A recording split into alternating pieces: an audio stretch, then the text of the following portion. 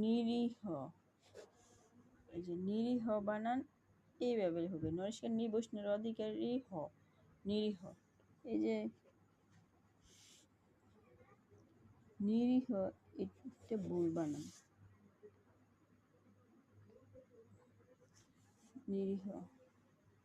innocent, সে একজন নিরীহ লোক বা নিরীহ মানুষ,